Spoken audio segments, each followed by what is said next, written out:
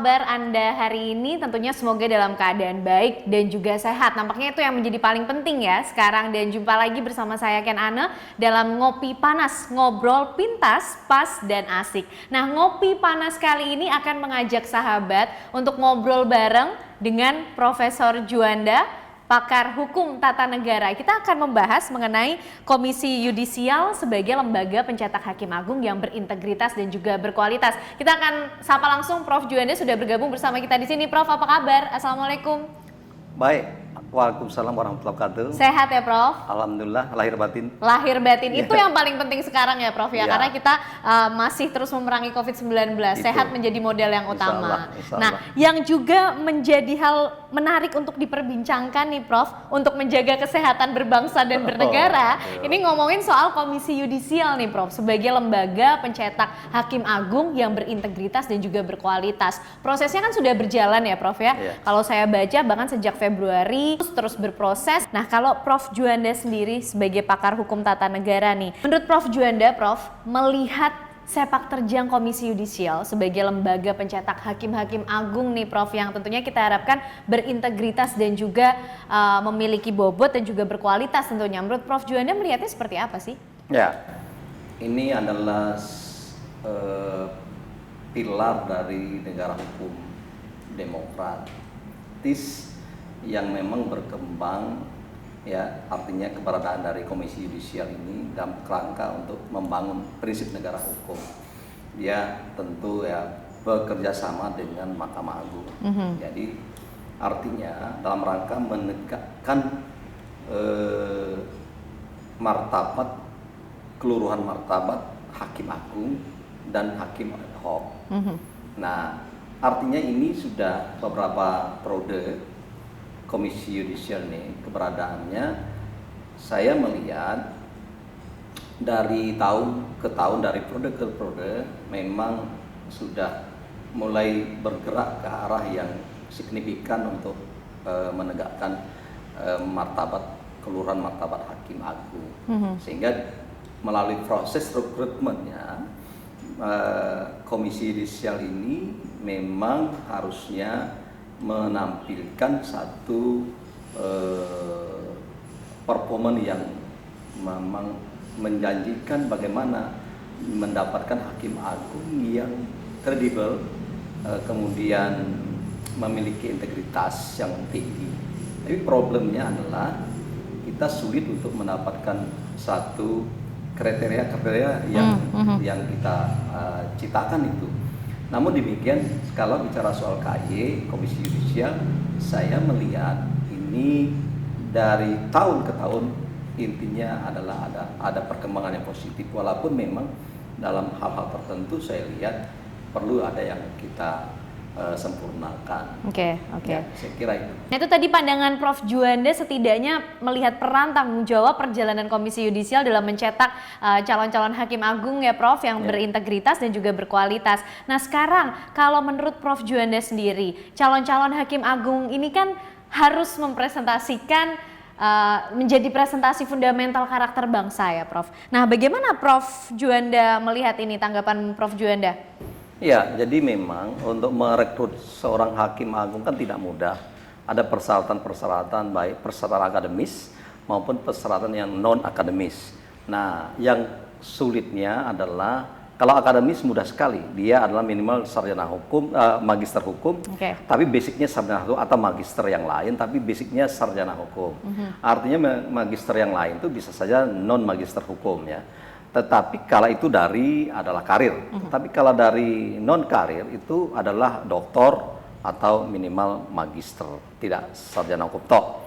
Nah, itu mudah kita melihat dari kriteria itu. Tapi yang non akademis, soal moral, soal integritas dan lain-lain, ini memang perlu tidak hanya sebatas Komisi Yudisial yang mampu dan kita serahkan, tapi inilah peran masyarakat luas. Kalau memang kita mencari seorang figur atau seorang hakim agung yang berkualitas, berintegritas, berkapasitas, ya, dalam kerangka mengawal bagaimana perilaku hakim. Ini kan bukan bicara persoalan substansi soal hukumnya, tetapi adalah perilaku ya nanti. Nah, jadi saya kira ini kalau KAI itu memang mencoba merekrut, kemudian setelah itu menjaga, setelah dia rekrut dia jaga, ya, dan menegakkan, ya, keluhuran dan martabat, ya, hakim dan perilaku hakim agung. Nah, ini artinya ada dua hal di situ, ya, setelah mereka merekrut, ya, menjaga, kemudian menegakkan. Nah, kalau menegakkan artinya ketika ada pelanggaran kode etik misalnya, kan gitu kan.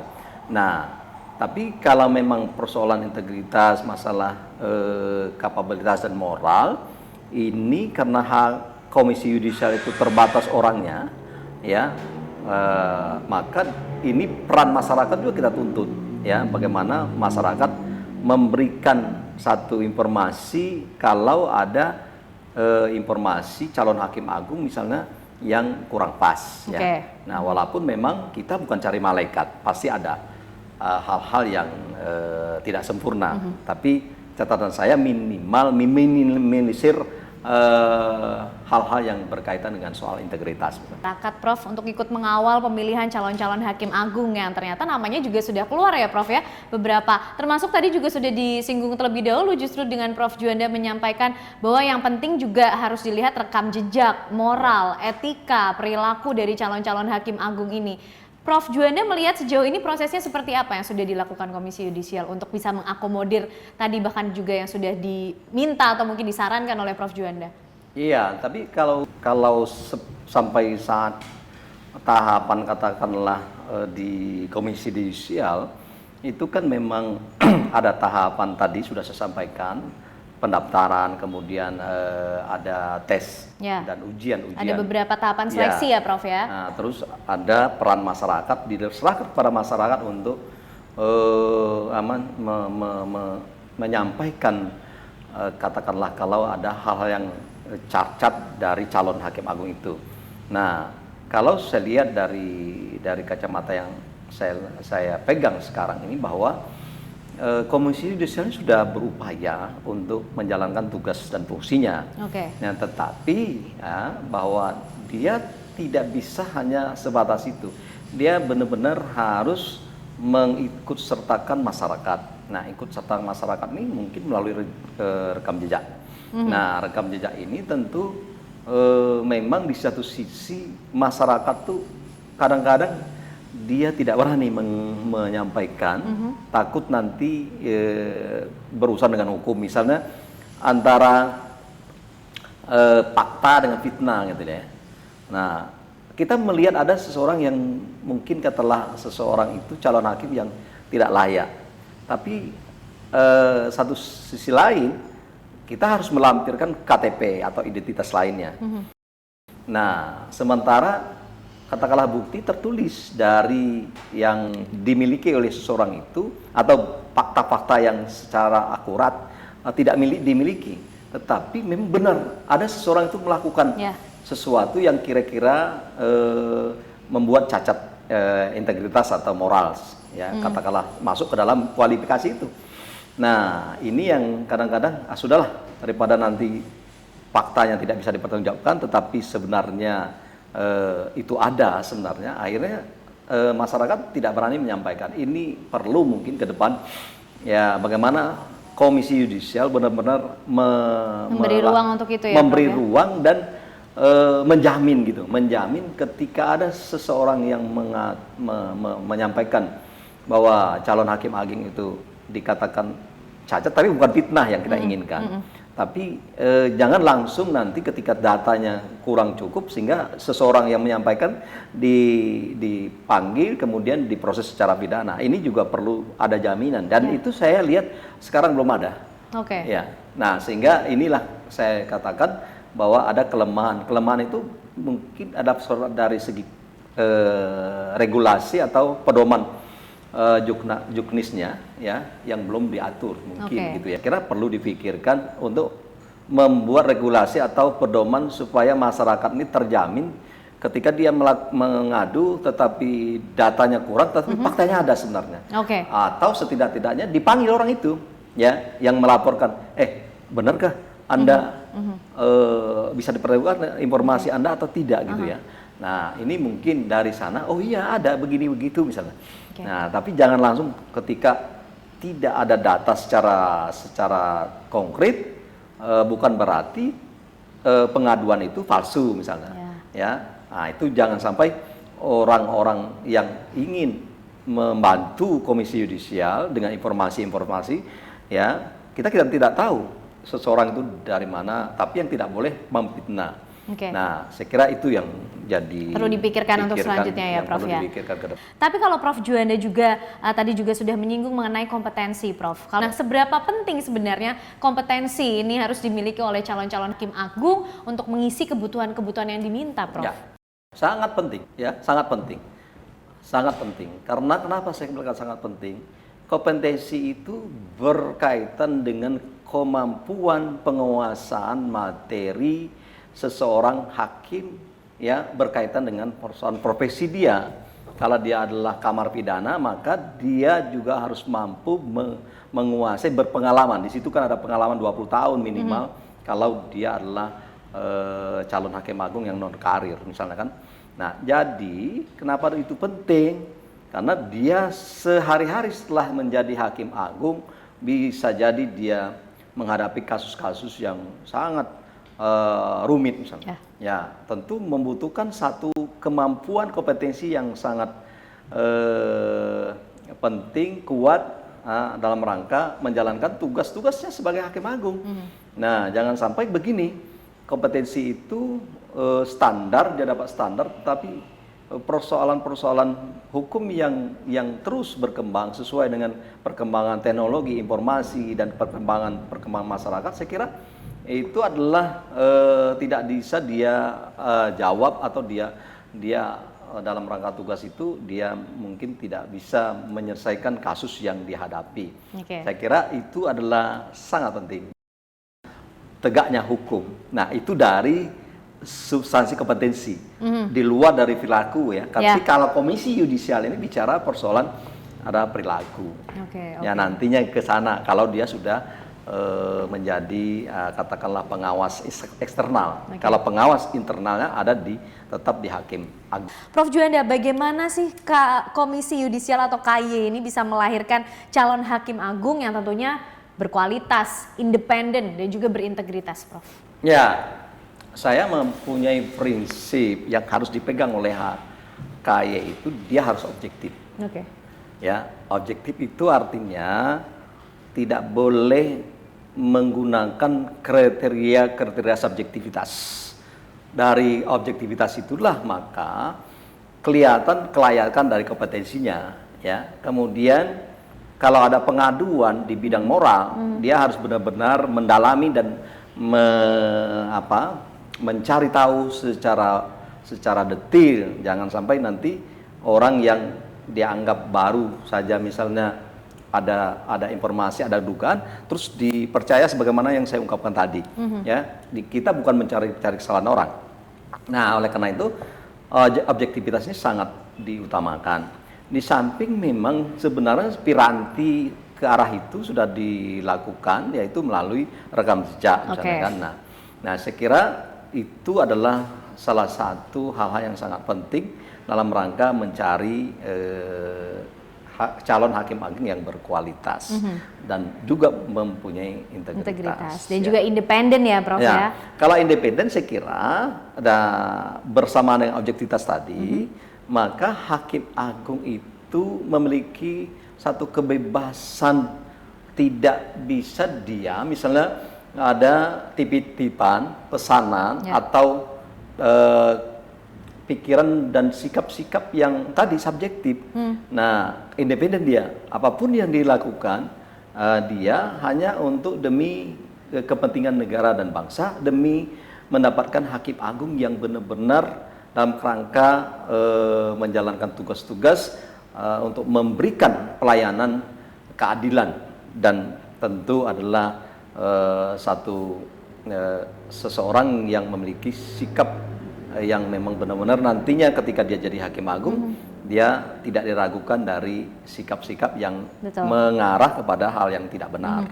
Nah, ini yang saya kira ketika dia independen, ada pengaruh dari mana, dia tolak. dia lepaskan pikiran dan sikap yang non independen.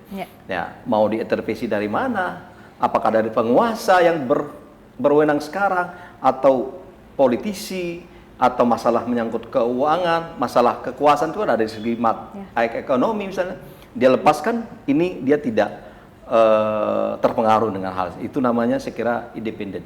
Harus sangat selektif dalam proses pemilihannya karena memang tidak mudah nanti peran dan tanggung jawab sebagai hakim agung tapi ya Prof. dengan Juanda. catatan jangan sampai salah kaprah bahwa mencari hakim agung itu bukan mencari seorang malaikat agung.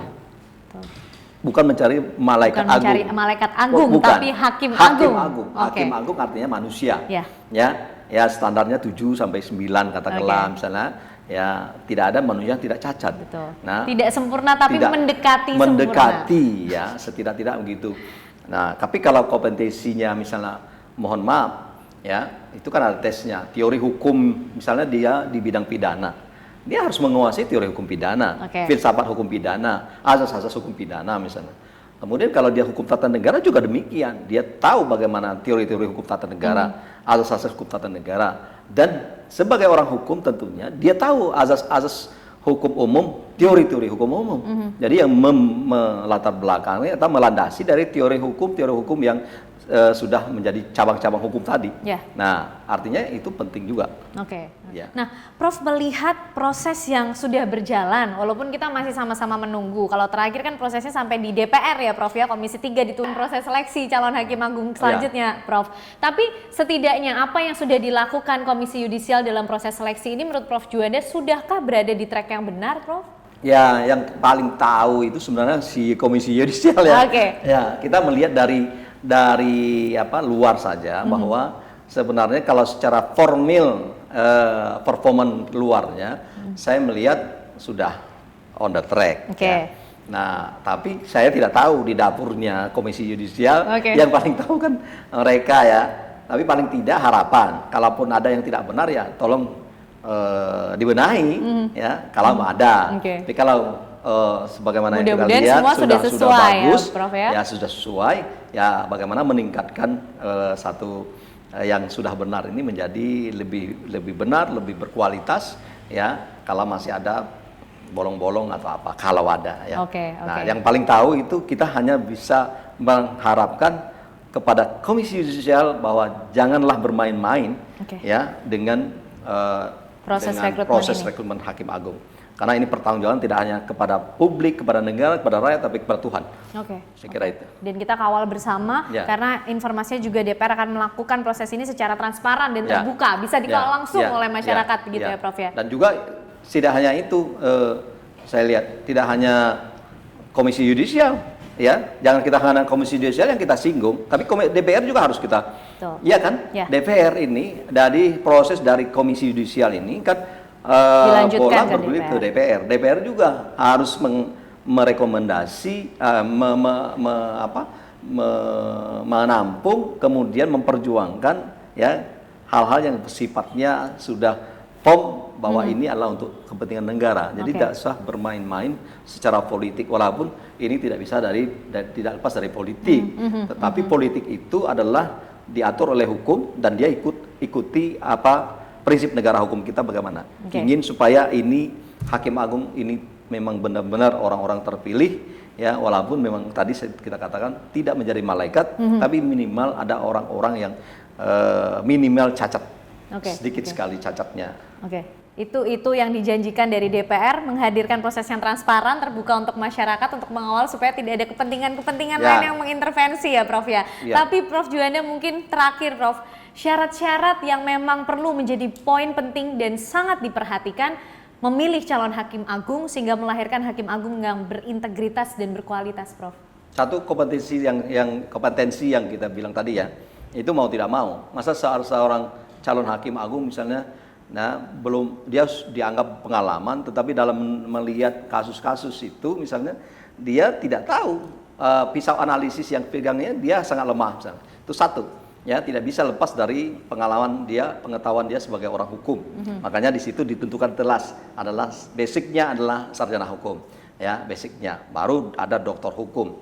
Jadi, nah yang kedua persoalan integritas. Nah, ini berulang-ulang kita sampaikan karena dua inilah menyangkut persoalan degradasi dari sebuah putusan yang terjadi di peradilan kita, ya, karena menyangkut persoalan kompetensi dan kedua masalah integritas sehingga cacatlah ini, termasuk menjaga bagaimana marwahnya, ya, Hakim Agung, Mahkamah Agung itu, ya, namanya agung gitu kan. Nah, harus benar-benar orang-orang menurut saya yang tidak punya selera duniawi terlalu besar, ya kan. Walaupun sulit ya Prof ya sulit, nampaknya. Ya maksudnya menurut saya itu udah selesai. Jadi kalaupun masih ada, ya itu yang saya kira yang perlu nih.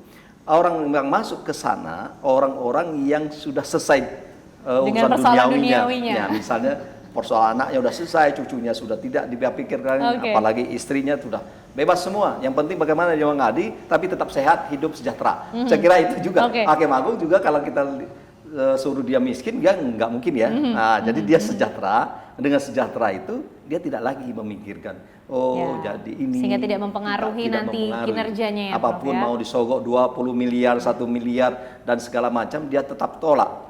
Ya, saya kira itu yang perlu kita waspadai. Baik, terima kasih Prof Juanda, pakar hukum tata negara.